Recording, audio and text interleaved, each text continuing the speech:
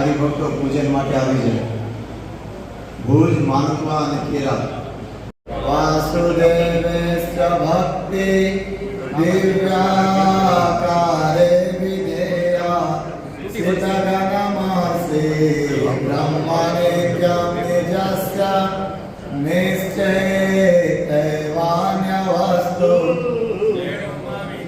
તે સંપરિત્યજ સંતં તન્મામ્યાય સેવ્ય इति वदति निजं धार्मिको नीलकण्ठः दृष्टानतावा कृतपरिचरणा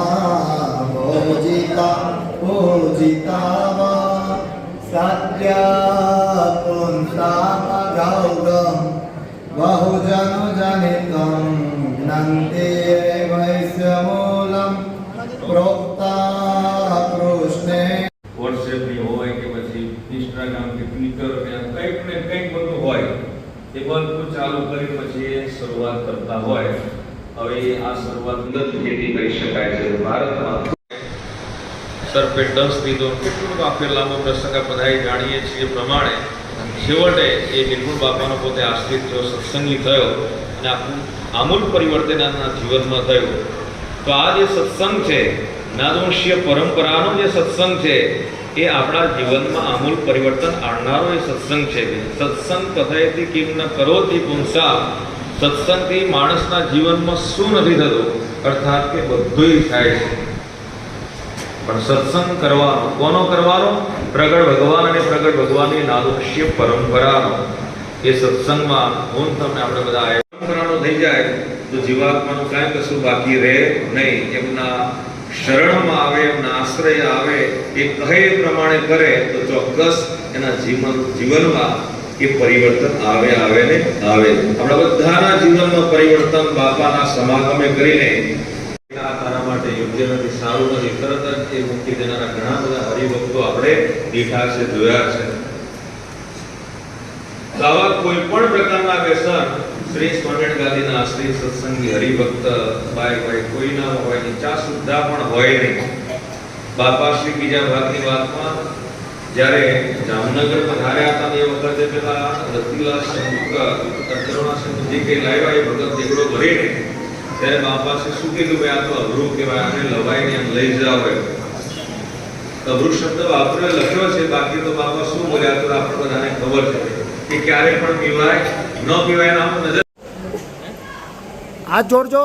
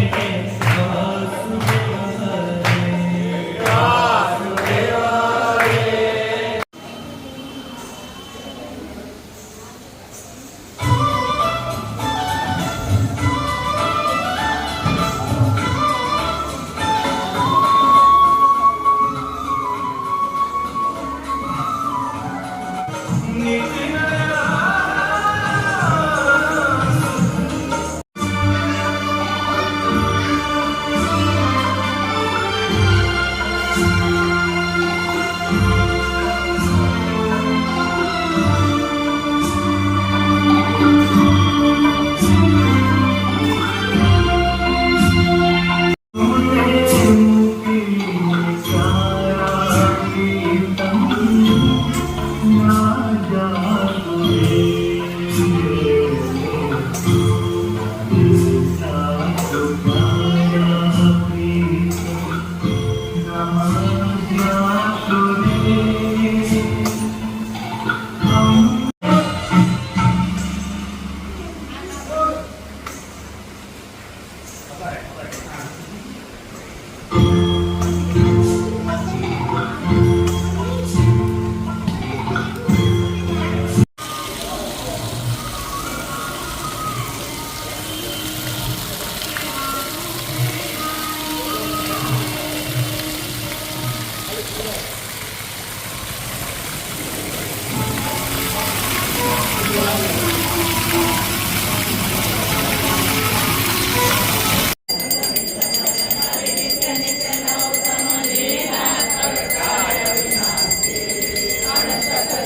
મણિનગર